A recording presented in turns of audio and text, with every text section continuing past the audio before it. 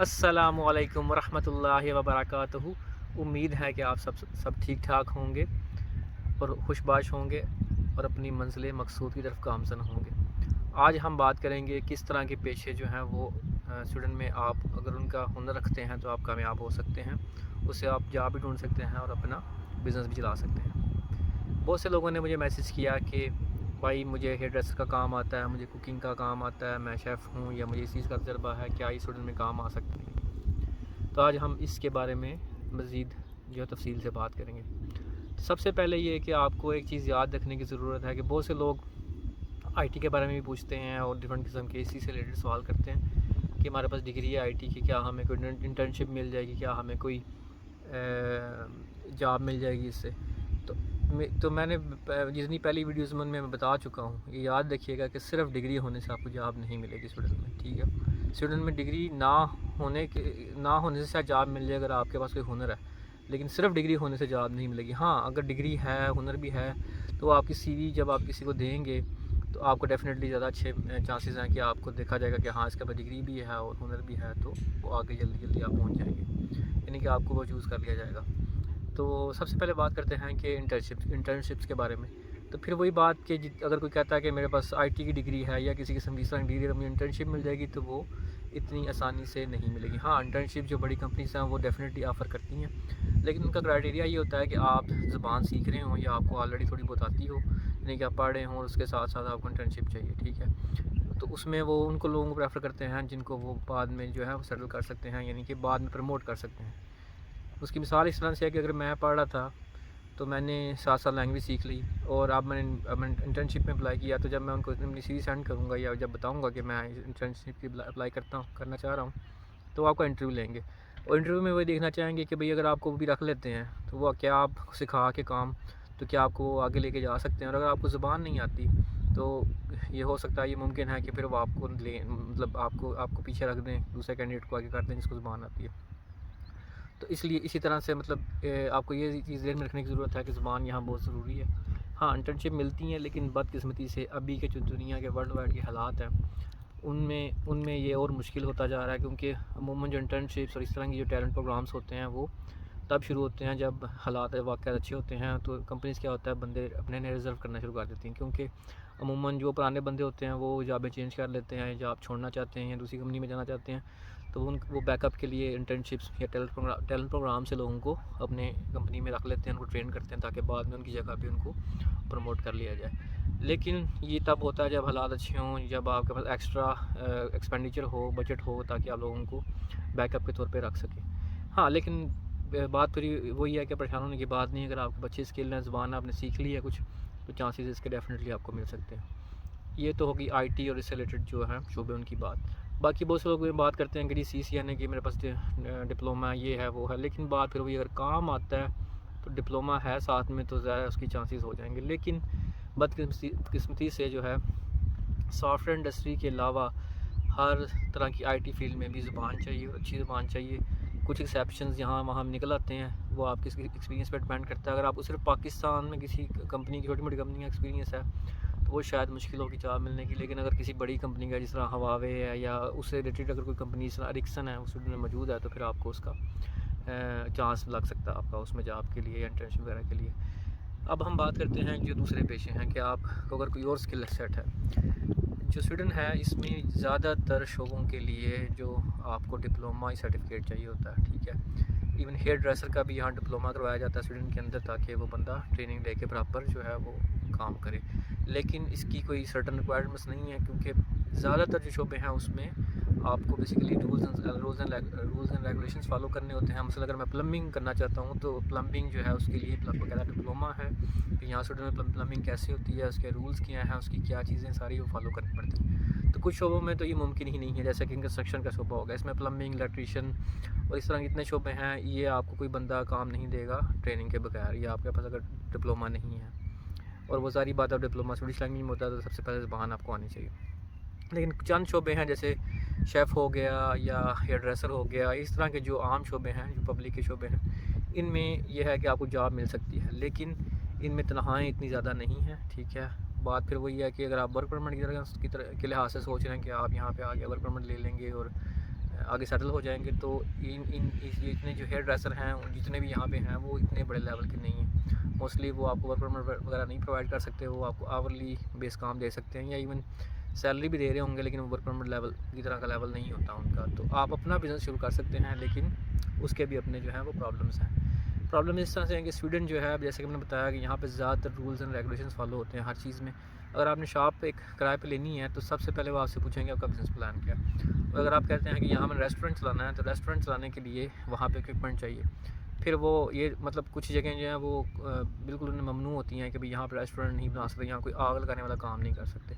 तो अगर आपने करना है कोई आग, अगर वो इजाज़त देते हैं ठीक है जी आप रेस्टोरेंट बना लें, तो आपने सारा अपना जो है वो फायर से रिलेटेड जो है वो अपना किचन इंस्टॉल करवाना है प्रॉपर किसी कंपनी से, ताकि फिर आप वो पेपर उनको दिखाएंगे सारा कुछ, यानी कि सारा अप्रूव्ड तरीके से वो, यानी कि आप किसी कंपनी से अप्रूव्ड काम करवाएंगे। फिर वो आप टेनेंट को या उसको बताएंगे कि जी ये जो है मैंने सारा मतलब प्रिपेयर किया हुआ प्लान इस तरह से, तब वो आपको किराए पे देगा, वरना मुश्किल होगी। हाँ, फ्रीज़र की दुकान मतलब सॉरी हेयर ड्रेसर को फ्रीज़र बोलते हैं इंग्लिश में। हेयर ड्रेसर की दुकान वगैरह वो भी मतलब उसके किराए काफ़ी ज़्यादा हैं।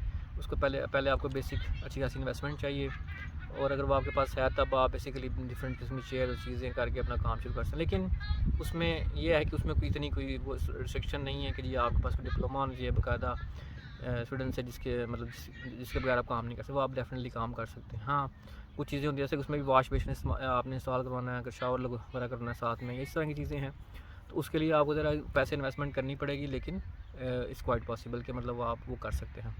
इसके अलावा जो शेफ़ वगैरह क्या वही बात है कि यहाँ पे छोटे जो बार या रेस्टोरेंट टाइप हैं, लेकिन अब भी वो चलते हैं बेसिकली टूरिस्ट की बेस के ऊपर, या यानी कि बाहर से लोग आ रहे हैं या रह रहे हैं या बिज़नेस हो रहा है या बिज़नेस कम्युनिटी आ रही है स्टूडेंट के अंदर। तो जिस तरह कोविड आया था तो वो बहुत ज़्यादातर जो हैं वो बेसिकली उनकी सूरत हाल इतनी अच्छी नहीं है और अभी वो रिकवर ही नहीं कर पाए। अभी जब ये लॉकडाउन वगैरह चीज़ें या इस तरह की जो कोविड वाली चीज़ें ख़त्म हुई हैं तो अब ये है कि थोड़ा बहुत इंडस्ट्री चलनी चाहिए, लेकिन अभी ये प्रॉब्लम है कि रिसेशन चल रहा है, बहुत ज़्यादा महंगाई हो गई स्वीडन के अंदर, ठीक है। और स्वीडन आपको ये ज़हन में चीज़ रखने की ज़रूरत है कि स्वीडन जो है वो एक बहुत महंगा कंट्री। उसकी वजह यह है कि हम दुनिया के आखिरी कोने के करीब रहते हैं। उससे आगे नॉर्वे है जिसको दुनिया का आखिरी कोना कहा जाता है, उससे आगे समंदर है, ठीक है। तो यानी कि होता यह है कि जितनी भी चीज़ें खाने की भी हैं स्वीडन में, क्योंकि सर्द मौसम है तो यहाँ चीज़ें इतनी उगती नहीं हैं, चंद चीज़ों के अलावा यहाँ कुछ चीज़ें ज़्यादा उगती नहीं हैं। स्वीडन जो टेक्नोलॉजी बेस्ड कंट्री है, यहाँ टेक्नोलॉजी ही बेसिकली उसकी सर्विसेज और उसकी प्रोडक्ट्स की वजह से स्वीडन चल रहा है। तो ये सारा कुछ जो है ये दूसरा यूरोप से, ये मतलब निचले यूरोप से, यानी कि साउथ ईस्ट आगे पीछे से ये सारी चीज़ें इंपोर्ट होती हैं, इंपोर्ट होके फिर ये स्वीडन में यानी कि बिकती हैं। तो ज़ाहिर बात है कि आपने पाकिस्तान में देखा होगा कि सेम चीज़ें अप्लाई होती हैं, जब आप चीज़ें इंपोर्ट करते हैं तो ज़ाहिर वो महंगी मिलती हैं आपको। अगर आपने अपने मुल्क में वो चीज़ उगाई है तो हो सकता है कि वो इतनी महंगी ना हो। तो चूँकि स्वीडन जो है वो सारी चीज़ें दूसरे यूरोप से या इवन आउटसाइड यूरोप से इंपोर्ट करता है, तो इसलिए यहाँ पे महंगाई थोड़ी सी ज़्यादा है, मतलब इसका इफेक्ट ज़्यादा आता है, क्योंकि जो कंट्री भी चीज़ें इंपोर्ट करता ज़्यादा है उसको फिर बाहर से खरीदनी पड़ती हैं और वो फिर महंगी मिलती हैं। इसलिए इन्फ्लेशन जो इन कंट्रीज़ में जो इंपोर्ट ज़्यादा करते हैं, और ख़ास तौर पे खुराक यानी खाने पीने की चीज़ें भी स्वीडन इंपोर्ट करता है, तो ज़ाहिर बात है महंगाई भी ज़्यादा होती है। तो अभी जिस तरह के यहाँ पे आपने शायद सुना होगा कि 1 जून से नए रूल्स आए हैं जिसमें उन्होंने वर्क परमिट के रूल्स थोड़े बदलने की कोशिश की है, लेकिन तनख्वाह के बारे में भी उन्होंने कुछ चेंज नहीं किया। लेकिन अभी इनकी पार्लियामेंट में इसके ऊपर बहुत ज़्यादा बात चल रही है कि जी हमें जो 13,000 की रिक्वायरमेंट थी इसको बदल के 27 साढ़े 27,000 पे लेके जाना चाहिए, क्योंकि महंगाई की वजह से लोगों के लिए मुश्किल होगी, तो 13,000 में गुजारा नहीं हो सकता। इन जनरल जो है ना, मैंने किसी को देखा नहीं यहाँ पे जो 13,000 पे काम कर रहा हो या इसको 13,000 रुपये वर्क परमिट मिला हो। यूजुअली ये होता है कि वो जॉब टाइटल पर डिपेंड करता है, मैं शायद इसको पहले एक्सप्लेन कर चुका हूँ एक वीडियो के अंदर। यानी कि अगर आप शेफ़ हैं तो आपकी तनख्वाह 13,000 जो मार्केट एवरेज है ना वो शायद 13,000 नहीं हो सकती, वो 18,000 या 19,000 होगी। तो वो ऑलरेडी ही टारगेट ये है कि आपको वो जॉब चाहिए या उस मतलब जॉब में सैलरी ज़्यादा चाहिए, 13,000 से काम नहीं चलेगा। और स्टॉकहोम जैसे सिटी के अंदर आप 13,000 में गुजारा भी नहीं कर सकते, क्योंकि 13,000 सैलरी होने का मतलब ये है कि आपके हाथ में जो कट के है वो 8-9-10,000 तकरीबन आएंगे, ठीक है। तो यानी कि 13,000 पूरे नहीं आएंगे, और यहाँ पे तो 12-13,000 किराया तकरीबन जो है वो सिंगल बेडरूम के जो है घर का स्टॉकहोम के अंदर, ये इसकी ऑलमोस्ट प्राइस चल रही है, इससे भी ज़्यादा। और छोटे सिटीज़ में हाँ थोड़ा बहुत इनके रेंट कम होगा, लेकिन आपने खाना पीना भी है, बाकी सारे खर्चे मिला के मतलब अगर आप, मैंने जैसे कि बता चुका हूँ कि खर्चा आपका 15-20 हज़ार डिपेंड करता है कि आपकी सिटी में है, मतलब आराम से हो जाएगा। और अगर फैमिली के साथ हैं तो डेफ़िनेटली आप 15-20 हज़ार से कम कर ही नहीं सकते किसी तरीके से। तो इन शॉर्ट ये है कि स्वीडन में महंगाई हो रही है, तो इन जॉबों से, ये जो हेयर ड्रेसर की जॉब अगर जॉब मिलती है, या फिर शेफ़ की जॉब है, या इस तरह की छोटी-मोटी जॉब्स हैं, इससे आप बेसिकली इतना अच्छा गुज़ारा नहीं कर सकते और हैंड टू माउथ ही रहेंगे आप। हाँ, अपना बिज़नेस स्टार्ट करते हैं तो उसके अपने डायनामिक्स हैं, उसके अपने प्रॉब्लम्स हैं, उसकी अपनी चीज़ें हैं, तो वो मैं किसी वीडियो और में समझाऊँगा कि बिज़नेस में क्या-क्या खर्चे आते हैं और कितना-कितना बेसिकली इसमें क्या बेसिकली बचत हो सकती है कोई बिज़नेस स्टार्ट। मैं आपको किसी एग्ज़ाम्पल से एक बिज़नेस की बताऊँगा कि इसमें क्या-क्या खर्चे, क्या-क्या टैक्सेस हैं, और अगर आपकी रेवेन्यू इतना है तो आप कितना प्रॉफ़िट उसमें हासिल कर सकते हैं। तो इस तरह के जितने छोटे शोबे हैं, इसके अलावा जितनी मतलब यहाँ पे बेसिकली आप कोई भी चीज़ दुकान खोलते हैं, मोबाइल रिपेयरिंग, ये वो इस तरह की चीज़ें हैं, वो यूजुअली आपको सैलरीज़ इतनी अच्छी दे नहीं सकती, वर्क परमिट उनसे नहीं मिल सकते, क्योंकि वो जितने वो लोग हैं वो खुद बहुत छोटे बिजनेसेस हैं। और आप अगर अपना शुरू करते हैं तो हाँ, उसमें कुछ आपको फ़ायदा हो सकता है, या आप कह सकते हैं कि आप सेल्फ एम्प्लॉयड वीज़ा वगैरह अप्लाई कर सकते हैं। तो मतलब ये सारे मतलब ओवरऑल जितने हैं जो जिनके लिए डिप्लोमा या सर्टिफिकेट या की ज़रूरत नहीं है, ये सारे उन पे लागू होता है कि उनमें वर्क परमिट में जो जो पैसे हैं वो कम ही मिलते, वो मतलब उसमें वर्क परमिट उसमें पैसे कम मिलते हैं, और इसकी वजह से वर्क परमिट मिलना उसमें मुश्किल होता है। हाँ, जो टेक्निकल शोबे हैं जैसे कि प्लम्बिंग हो गया, इलेक्ट्रिशियन हो गया, ये हाई डिमांड शोबे हैं, लेकिन इनके लिए आपको डिप्लोमा, इसके बगैर आपको कोई कंपनी जॉब नहीं देगी। और डिप्लोमा करने के इससे पहले आपको सबसे पहले इनमें ज़बान आना चाहिए, क्योंकि सब काम स्वीडिश लैंग्वेज में होता है। आपने जो स्विच लगाना है उसके बाद इंस्ट्रक्शन भी स्वीडिश में लिखी होगी। तो ये सारी चीज़ें करने के लिए आपको ज़बान ज़रूरी है। हाँ, और फिर ये बात यह है कि यहाँ प्राइवेट लोग क्योंकि होता है कि यहाँ घरों की इंश्योरेंसेस हुई होती हैं, तो कंस्ट्रक्शन का कोई भी काम है तो वो आपने ऑथराइज़ यानी कि सर्टिफाइड यानी कि डिप्लोमा होल्डर बंदे से काम करवाना है या कंपनी से काम करवाना है। वरना कोई भी आपसे काम, मतलब अगर आपके पास ये डिप्लोमा नहीं है तो आपसे कोई बेवकूफ़ी करवाएगा।